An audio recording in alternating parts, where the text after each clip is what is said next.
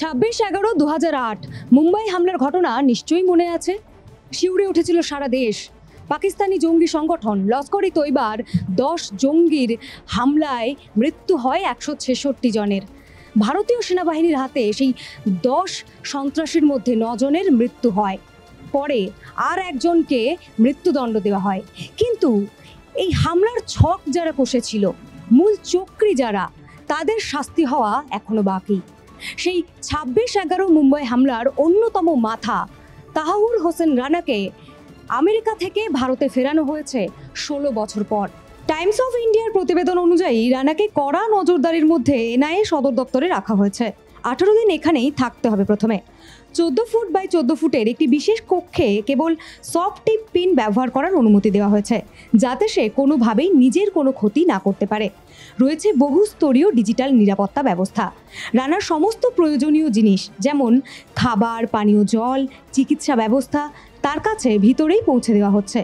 রানাকে নিয়ে আসার পর থেকে এনআইএ সদর দপ্তর যেন দুর্গে পরিণত হয়েছে।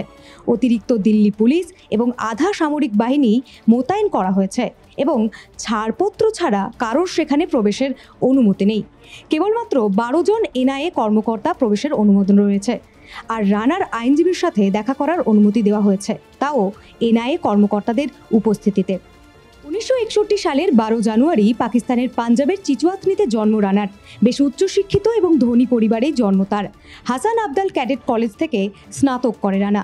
সেখানেই রানার পরিচয় ও বন্ধুত্ব হয় দাউদ সাইদ গিলানির সঙ্গে।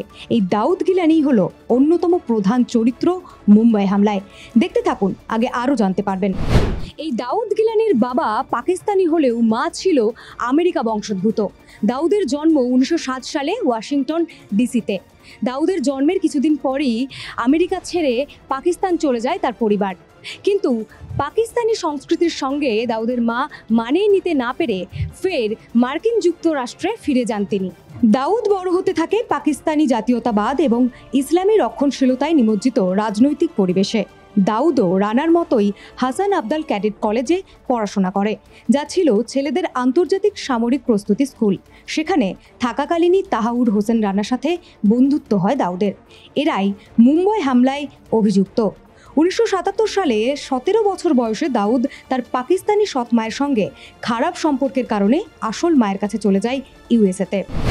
অন্যদিকে রানা পেশা জীবনে প্রবেশ করে। পাকিস্তানি সেনাবাহিনীতে চিকিৎসক হিসেবে কাজ করে সে। এরপর সামরিক বাহিনী ছেড়ে দেওয়ার পর 1997 সালে রানা তার স্ত্রীর সঙ্গে কানাডায় চলে আসে। 2001 সালে কানাডার নাগরিকত্ব পায় রানা এবং ব্যবসার কাজে নিযুক্ত হয়। প্রসঙ্গত, রানার স্ত্রীও ছিলেন একজন চিকিৎসক। শিকাগোতে রানা খুলে বসে ফার্স্ট ইমিগ্রেশন সার্ভিস নামক একটি সংস্থা। এই সংস্থাকে ব্যবহার করেই মুম্বাই হামলার ছক কষা হয়েছিল। মুম্বাই হামলার ছক কষতে একাধিকবার ভারতে আসে ডেভিড হেডলি, আর তার ব্যবস্থা করে দেয় তাহাউর রানা। তার ফার্স্ট ইমিগ্রেশন সেন্টার থেকে ভিসা বানিয়ে দেয় হেডলিকে। এবার আপনারা নিশ্চয়ই ভাবছেন এই আলোচনায় হেডলি কোত্থেকে এলো। পাকিস্তানে কলেজে পড়ার সময় রানার সঙ্গে দাউদের বন্ধুত্বের প্রসঙ্গ বলেছিলাম, মনে আছে? সেই দাউদই নাম পরিবর্তন করে হয় ডেভিড কোলম্যান হেডলি, যাতে ভারতে প্রবেশে তার কোনো রকম অসুবিধে না হয়, যাতে কোনোভাবেই সে মুসলমান বা পাকিস্তানি বংশোদ্ভূত না বোঝা যায়। তাই নাম পরিবর্তন করে সেই নামেই তার ভিসা করানো হয়। 2006 সালে প্রথমবার ভারত সফরে আসে হেডলি। ফার্স্ট ইমিগ্রেশন সেন্টারের একটি শাখা মুম্বাইতে খোলা হয়। এই সংস্থার কাজের অজুহাতে ব্যবসায়িক ভিসায় ভারতে আসে রানার বন্ধু। শুধু মুম্বাই নয়, দিল্লি, পুনে, গোয়া, হায়দ্রাবাদ এই সব শহরেরও বিভিন্ন স্থান পর্যবেক্ষণ করে হেডলি। প্রতিবার ভারত সফর করে পাকিস্তান যেত সে। লস্কর ই তৈবার মাথা হাফিজ সঈদকে সব তথ্য দিত হেডলি। এই পর্যায়ে হেডলি রানাকে পরিচয় করিয়ে দেয় লস্করের অপারেশন প্রধান আব্দুর রহমানের সঙ্গে এবং সন্ত্রাসবাদী নেতা ইলিয়াস কাশ্মীরির সঙ্গে। দুবাইতে একটি বৈঠকে তাদের দেখা হয় এবং পরবর্তী হামলার ছক কষা হয়। 2008 সালের নভেম্বর মাসে স্ত্রীকে সঙ্গে নিয়ে ভারত সফরে আসে রানা। 13 থেকে 21 নভেম্বর, হামলার মাত্র কয়েকদিন আগেই।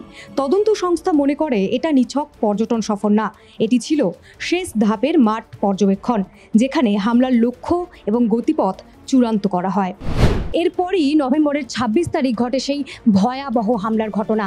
লস্কর ই তৈবার জঙ্গিরা ছুরি কামান হাতে হানা দেয় তাজ হোটেল, লিওপোল্ড ক্যাফে, ছত্রপতি শিবাজি টার্মিনাস সহ বেশ কয়েকটি গুরুত্বপূর্ণ স্থানে। এই ঘটনায় মৃত্যু হয় ১৬৬ জনের, যেখানে ৬ জন মার্কিন নাগরিকও ছিলেন। মুম্বাই হামলায় সফল হয়েই আরও একটি হামলার ছক কষা শুরু করে হেডলি ও রানা।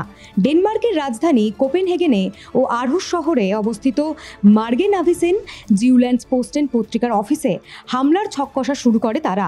উদ্দেশ্য ছিল নবী মোহাম্মদের কার্টুন প্রকাশের প্রতিশোধ নেওয়া। এই মিশনের কোডনেম ছিল মিকি মাউস প্রজেক্ট। এই ষড়যন্ত্র কার্যকর করতেও রানার ফার্স্ট ইমিগ্রেশন সেন্টারের সাহায্য নেয় হেডলি। রানাকে একটি ব্যবসায়িক কার্ড বানিয়ে দিতে বলে হেডলি। সেই কার্ডের মাধ্যমে সে জিউল্যান্ডস পোস্টেন পত্রিকার অফিসে যায় বিজ্ঞাপন দেবে বলে। এই বাহানায় সে জিউল্যান্ডস পোস্টেন পত্রিকা রেকি করে নেয়। কিন্তু তাদের ষড়যন্ত্র ব্যর্থ হয়। ২০০৯-এর শেষের দিকে ডেনমার্ক ষড়যন্ত্রের ব্যাপারে জানতে পারে ইউএসের তদন্তকারী সংস্থা FBI এবং হেডলিকে গ্রেপ্তার করে। এরপর ২০১০ সালে গ্রেপ্তার হয় রানা। সেখানে তাকে ২৬/১১ মামলায় দোষী সাব্যস্ত না করা হলেও ডেনমার্ক জঙ্গি হামলার ষড়যন্ত্রে তার দোষ প্রমাণিত হয় এবং ২০১৩ সালের জানুয়ারিতে ১৪ বছরের জন্য কারাদণ্ড ও পর্যবেক্ষণের শাস্তি দেওয়া হয়। ২০১৯ থেকে ভারত তাহাউর রানার প্রত্যর্পণ নিয়ে আমেরিকাকে চাপ দিতে থাকে। ডোনাল্ড ট্রাম্প ক্ষমতায় আসার পর এই মামলার অগ্রগতি ঘটে আরও। যদিও ভারতে প্রত্যর্পণ এড়াতে মার্কিন সুপ্রিম কোর্টের দ্বারস্থ হয় তাহাউর রানা, তবে লাভ হয়নি।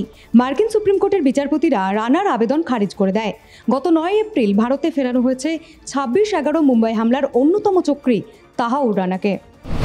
কিন্তু দাউদ গিলানি ওরফে ডেভিড কোলম্যান হেডলি, তার কি হবে? তাকে কি ভারতে ফেরানো যাবে?